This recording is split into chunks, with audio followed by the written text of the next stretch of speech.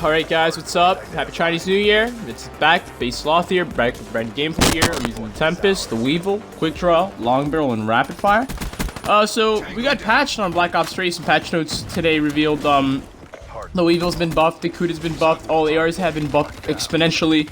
The Man of War was buffed and nerfed. It was the only one that was buffed and nerfed, but the KN-44 was buffed significantly. A lot of people felt like the KN-44 doesn't deliver and wasn't as strong as it could have been. So now the KN-44 is reminiscent of the AA-94 from Black Ops 2.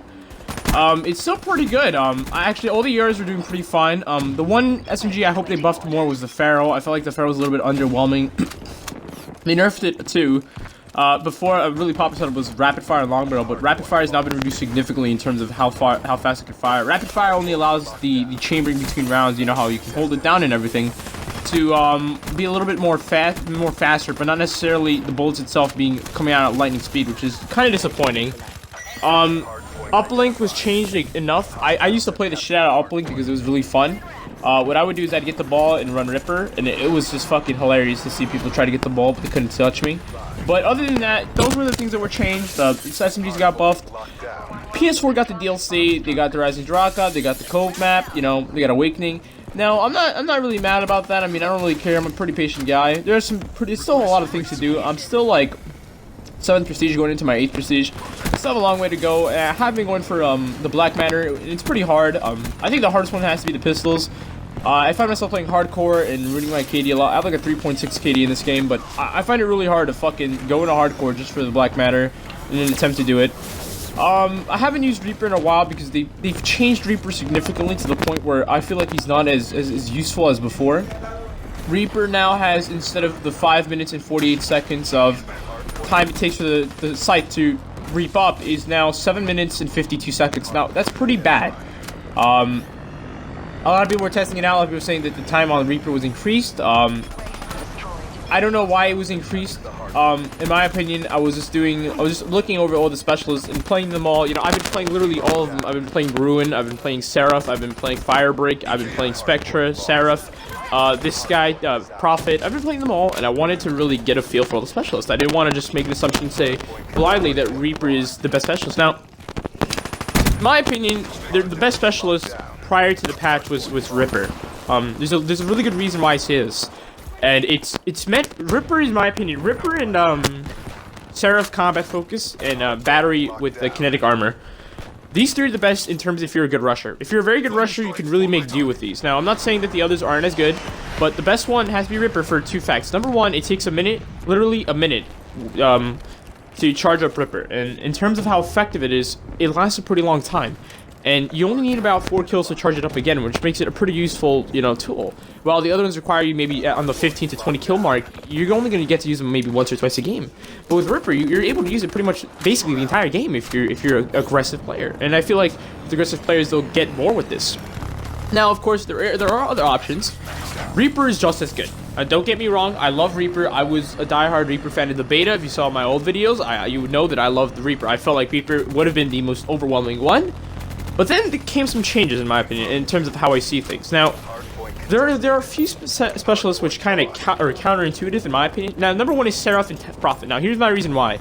I don't know why you would use the Annihilator when you can use the Tempest. Now, it's basically the same concept. You still have to cock the gun to shoot. The Tempest, you still have to charge it up. But with Tempest, you have 8 shots, and you have the ability to arc it onto other people. The Seraph, the chances of someone being right behind someone are very unlikely, unless you're playing like Ground War or maybe Hardpoint. But with that being stated, you know, you have to realize that 6 bullets versus 8 makes a huge difference in this, and really, I use specialists mainly just to get the points. I'm a very different, usually people are oriented to play to win, play for kills. No, I play for streaks. I think that's how I've played COD for the longest time. I played Call of Duty in my entire time span of life, playing for streaks. I've never played it with the attempt to have the most kills. I let my streaks do that. And when you play for streaks, I've noticed people have a very different mindset on how they're going to go about things. This game, I was running Lightning Strike, Wraith, Raps. Now, usually I run Hater, Wraith, and Raps. But the reason everyone was running this little prick of the setup was because I wanted to see how easy it is to chain kill streaks. You know, one of those important things about kills and one of those important things with chaining kill streaks is really to see how effective they are, you know, how well do they complement each other. Lightning Strike, you know, really a nice one I like is UAV, Lightning Strike, and Cerberus. One is because they're very easy to roll over, and usually I roll over on streaks. And then there are people who like running the lower streaks because they're incapable of getting, you know, higher end streaks. You know, higher end streaks is a very, with practice comes perfect, and I think if you put practice into trying to get the higher streaks, little by little you learn how to do it. The one reason why a lot of people in this game, I don't really see them run Hater, or they just stick to like running UAV, Lightning Strike, and Wraith, is because the Hater is a really big letdown. The Hater lasts like 30 seconds, it can get shot down pretty easily too. And also, the other streaks in the game aren't as powerful as you think. Like, the Mothership is really, really bad. Mothership, you think, like, it's a fucking galactic ship, but it doesn't do anything. It's weak, it's underwhelming, it's something like the Lodestar. Now, one thing I wish Vonderhaar does take into consideration is bringing back streaks like the Warthog, like the Lodestar, like K9, like Swarm. And one of the reasons why I love Black Ops 2 so much is because the streaks were not only good, but they were fucking awesome. The Warthog, just having a fucking jet strafe on the entire map was cool as shit. And we have jets in campaign, and we don't implement them. I mean, there's gonna be the argument that we do implement them in Lightning Strikes, but we don't implement them in multiplayer. You know, there's so many things they could implement in the game. Like GI unit, for example, they could have made 3 GI units because one is just shit. What is one GI unit gonna do? And Raps is really dumb. Raps, the concept of Raps was cool, but it was so poorly done. Raps sort of had 2 forms of Raps. The Raps that are just with blades, and the Raps with the explosives. So the Raps with blades roll into the map, and the Raps with the explosives come in through the chopper, whatever you want to call it. Because when you're really going for that 1,300, I think it is 1,300 points to get that thing, you know, it should kill people. You should get a decent amount of kills, but it doesn't. It doesn't do that for you. It doesn't guarantee you shit. And oftentimes, you know, you can hack Raps. You know, not this shit, but I mean, you could literally hack Raps. So if you and your friends are all running Black Cats and Raps are coming at you, you hack them. You have a couple Rats with you. It's pretty broken. And with my back on to my other topic about specialists, you know, kill potential is a really important thing, and that's the reason why I changed my viewpoints on things.